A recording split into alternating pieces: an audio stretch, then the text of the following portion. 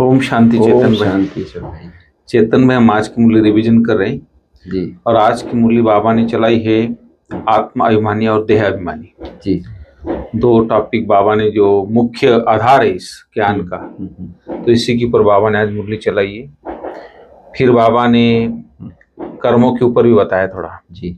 और बाबा कहते हैं कि जो आत्मा अभिमानी बच्चे हैं तो उसके हर कदम में सफलता होती है। जो कर्म करते थे आत्मा अभिमानी बन के जी। लेकिन जो देह अभिमानी होकर कर्म करते हैं तो उनका फिर पुण्य कर्म में जमा होगा। तो इसके ऊपर बाबा ने बताया है। तो देह अभिमान में जो रहता है जी, तो उसको बाबा बोलता है कि उसको कौन सा दंड मिलता है, इसके ऊपर ही बाबा ने आज बताया। हाँ।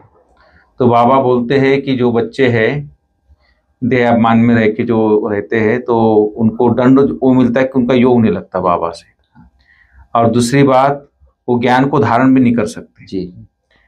और इसके लिए बाबा ने बोला कई साहूकार बच्चे होते हैं तो बोलते हैं उनके पास टाइम नहीं होता इसलिए वो ज्ञान भी नहीं लेते नहीं तो बीजी करके फिर ऐसे, और गरीब जो बच्चे हैं वो इस ज्ञान को उठा लेते हैं। तो इस तरह बाबा ने साहूकारों का बताया है। फिर बाबा बोलते हैं कि जो योग में रहेंगे उतना देहाभिमान टूटता जाएगा। तो खास योग के ऊपर बाबा ने बोला है, दो बातें बताई है। जितना योग में रहेंगे और अपने खुद को सर्वेंट समझेंगे कि मैं सर्वेंट हूँ जी, जो ये दो बातें अगर है तो आपका देहाभिमान टूटता जाएगा। तो ये दो बातें बाबा ने बताई है। और उनकी बुद्धि में सदा ज्ञान बैठता नहीं है। साहूकारों के बाबा ने जो बोला ना जी, तो ऐसे बच्चों की बुद्धि में ज्ञान नहीं बैठता है। तो सदा इसी खुशी और नशे में रहना चाहिए। बाबा बोलता है कि हम अभी ईश्वरी परिवार के हैं, तो स्वयं भगवान हमें पढ़ा रहा है जी। तो यह उनका प्यार हमको मिलता रहता है भगवान का। तो ये सब बातें चेतन भाई आज बाबा ने बताई जी। तो इस तरह बाबा की जो मुरली आज तो बहुत सारी बातें और भी, तो आप थोड़ा डिटेल बताएंगे आज की मुरली जी। ओम शांति। ओम शांति। आज हम 23 नवंबर जी 2024 की मुरली रिवीजन कर रहे हैं जी, जिसमें प्यारे बाप दादा ने सर्विस कैसे करनी है, कैसे निमंत्रण देना है, कैसे और कहाँ म्यूजियम लगाना है ना, कैसे ओपनिंग करानी है, कैसे ओपिनियन लिखकर सबको एक किताब बनानी है, ये सर्विस पे बहुत अच्छा बाबा ने आज हम बच्चों को समझाया है जी। क्योंकि सर्विस के आधार पर ही हम मतलब दूसरों को बाप क्या है, हमारी सेवा क्या है वो बता सकते हैं। तो बाबा ने कहा सर्विस जब हम करेंगे, सतो प्रधान बनेंगे, यदि पैराडाइज में राज्य में प्रवेश करना है और भारत में भी और सारे विश्व में भी जी, बाबा का नाम का बाला करना है और आवाज हो कि भगवान इस धरा पर भारत में आ चुका है बराबर। तो ये बाबा ने कहा शुरू में बहुतों को साक्षात्कार भी होते थे पहले, है ना। ब्रह्मा बाबा का भी साक्षात्कार होते थे, श्री कृष्ण का भी साक्षात्कार होता था, और सतयुग की दुनिया का भी साक्षात्कार हुआ है, विनाश का भी साक्षात्कार हुआ है ना। तो बाबा ने कहा ये ब्रह्मा बाप के द्वारा मैं साक्षात्कार कराता हूँ जी, है ना। तो क्या साक्षात्कार कराते हैं कि उनको ये साक्षात्कार होता है कि इन ब्रह्मा कुमार कुमारियों के पास जाओ, ये आपको सच्ची सुख शांति क्या होती है, परमात्मा का सच्चा परिचय ये देंगे जी, है ना। श्री कृष्ण की दुनिया में जाने का रास्ता यहाँ से बताएंगे। तो ये बाबा ने कहा ब्रह्मा के द्वारा मैं संकल्प देके साक्षात्कार कराता हूँ जी। तो ये जैसे प्राचीन राजयोग है, पूरे विश्व को बताना है ना। कहा जाता है ना योग, प्राचीन योग मशहूर है भारत का, ये प्राचीन राजयोग ये है। तो फिर बाबा ने कहा म्यूजियम जो है गवर्नमेंट हाउस में हो, है ना, जहाँ पर भी गवर्नमेंट हाउस है और सब यदि बड़े गवर्नमेंट हाउस में हो तो बहुत अच्छी सेवा हो जाएगी, है ना। वहाँ फिर समझाने वाले भी मुकर्रर हों, बाबा ने कहा उनको ये भी बोला जाए कि हम खर्चा करेंगे इसका और व्यवस्था का सब, केवल वहां पर स्थान हो, ये भी बाबा ने संकल्प दिया है उसी समय में। तो फिर बाबा ने कहा कि भाई जितने साहूकार हैं, बहुत बड़े लोग हैं, मिनिस्टर हैं, प्राइम मिनिस्टर है, डिप्टी प्राइम मिनिस्टर हैं, है ना, फिर अपने प्रेसिडेंट हैं, इन सबको बुलाकर ओपनिंग करा के ओपिनियन लिखाना है। तो ओपिनियन की एक किताब भी बने। तो फिर बाबा ने कहा ये आवाज गवर्नमेंट तक जब जाएगा, बड़ों का आवाज जो है सब तरफ पहल माना जाता है, तो छोटे ऑटोमेटिक ही आते हैं। लेकिन बाबा ने कहा जो साहूकार होते हैं वो इतना इस ज्ञान को सहज नहीं समझ पाएंगे, है ना, और गरीब जो है इस ज्ञान को सहज समझ पाते हैं। इसलिए शिव भोलानाथ गरीब निवास गाया हुआ है जी। इसी कारण गाया हुआ है ना। तो बाबा ने कहा क्योंकि वहां पर गाडरेज का ताला लग गया उनकी बुद्धि में, क्योंकि उनको साहूकारी का नशा, अपने जो ये होती है ना पोस्ट पोजीशन, उसका नशा होता है, पैसों का नशा होता है, सब बातें होती हैं। तो इसलिए उनको जैसे बुद्धि में वो लग जाता है कि भाई नहीं समझ पाते हैं। कोई बहुत रेयर होते हैं, लेकिन गरीब बाबा ने कहा सहज समझ पाते हैं। लेकिन बाबा ने कहा ये आवाज सबको जाना ही है, होना ही है, फैलना ही है, क्योंकि एक ही हट्टी है और कोई हट्टी है ही नहीं। क्योंकि सच्ची शांति कहो, सच्चा सुख कहो, सच्चा रास्ता कहो, सच्ची मंजिल कहो, यहाँ से ही मिलनी है। तो जरूर सबको ये स्थापना का जो कार्य हो रहा है इसमें सब पता चलना ही है सभी, पूरी दुनिया को, कि भाई ये मना भगवान इस धरा पर आज, मना बाबा कहते हैं कि भगवान इस धरा पर आ चुका है। ये बात लास्ट समय में सबको ये पता पड़नी ही है, बिल्कुल, कि ये है स्थान है।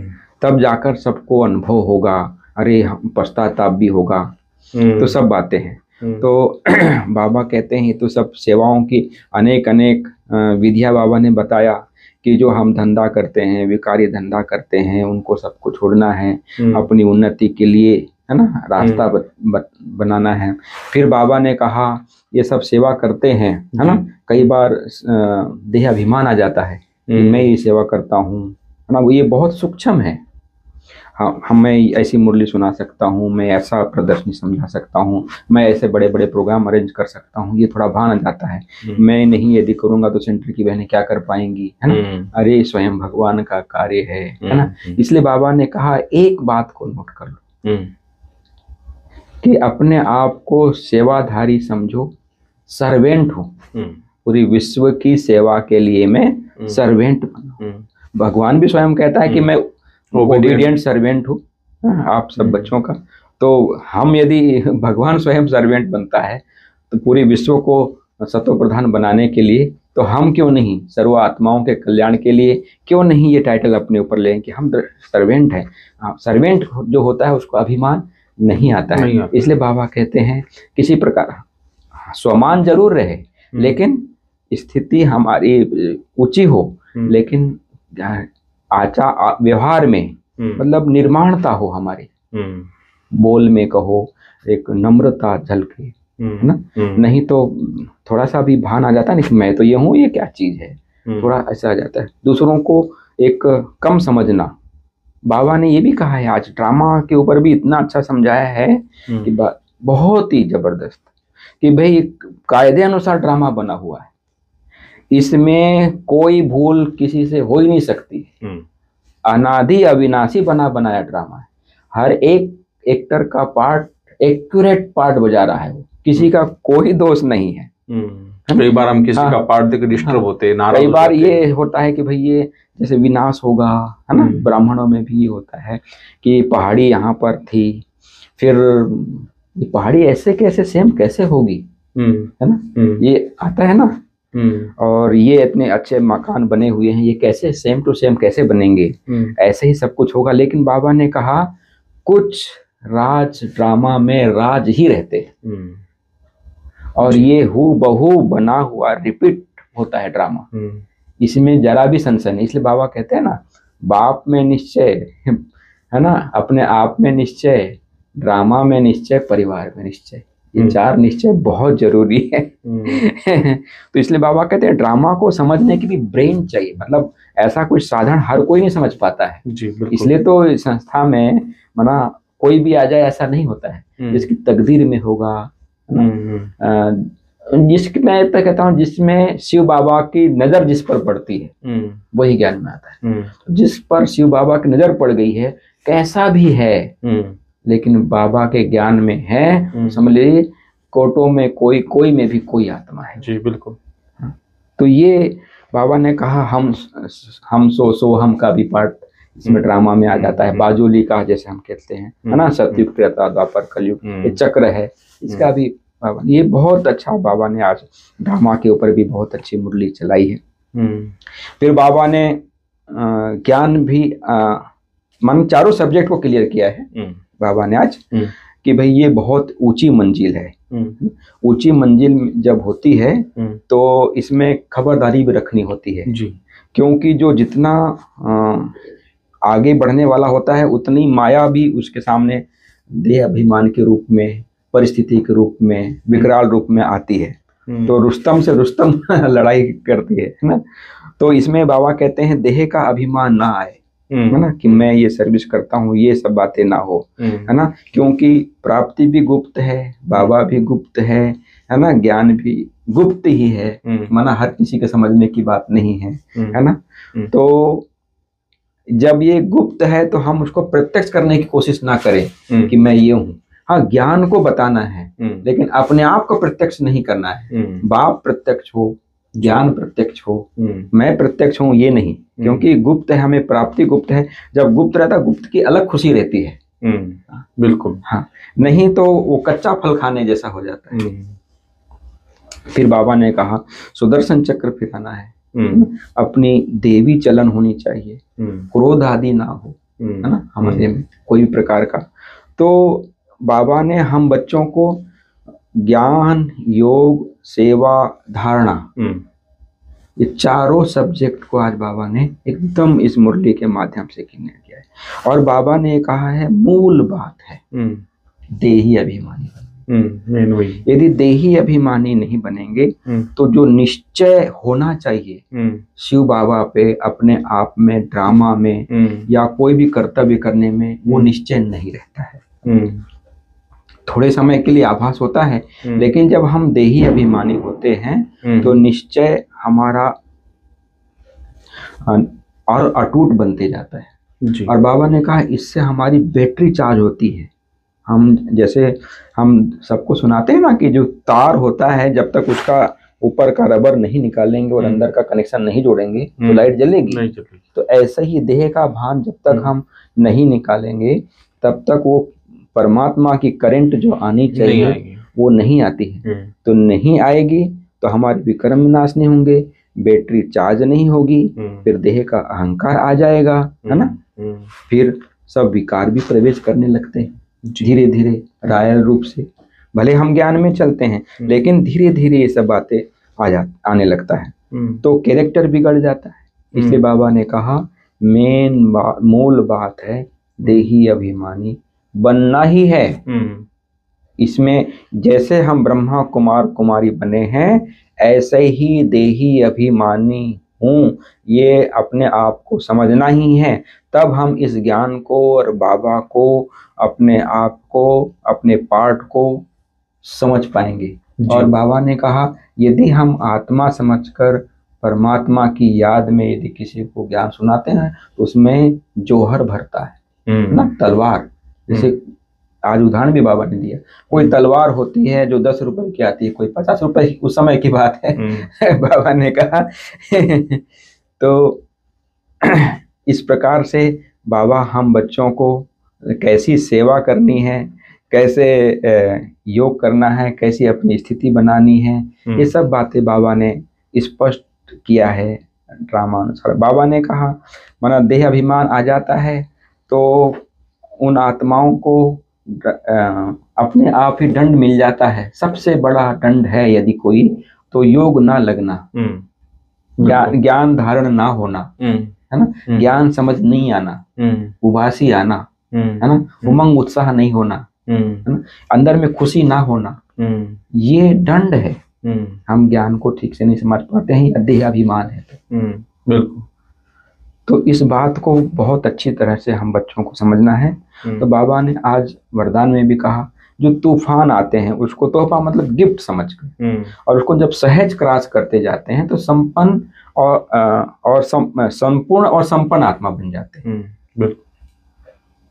क्योंकि बाबा कहते हैं लक्ष्य हमारा यदि है संपूर्ण और संपन्न बनने का, जैसे एक मूर्ति होती है ना, मूर्ति को कितना हथौड़े लगते हैं, हेमर लगते हैं जी, तब वो मूर्ति बनती है। तो ऐसे ही हम मूर्ति बन रहे हैं, पूजन और गायन योग्य बन रहे हैं जी। तो परिस्थिति आएगी, हेमर आएगा, मन लगेगा ना, कोई परिस्थिति के रूप में, प्रकृति के रूप में, व्यक्ति के रूप में, कई प्रकार के हेमर लगेंगे, लेकिन जब वो लगेंगे तभी हम मूर्ति बन पाएंगे। बिल्कुल।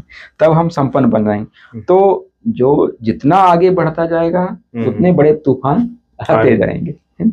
तो बाबा ने फिर आज स्लोगन में भी कहा, अलबेलेपन का जो समाप्त करना है तो स्वचिंतन में रहते हैं जी, और स्व की चेकिंग करेंगे तो अलबेलापन स्वतः समाप्त हो जाएगा।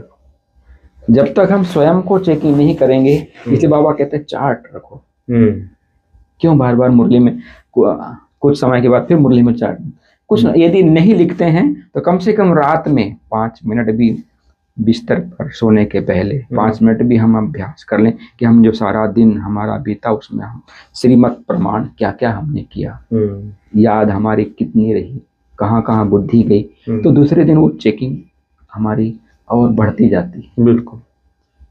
हाँ, अटेंशन नहीं देंगे तो फिर वो चेकिंग में नहीं हो पाएगी ना, अटेंशन देना जरूरी है। तो ये थी प्यारे बाप दादा की आज की मुरली। ओम शांति। ओम शांति चेतन।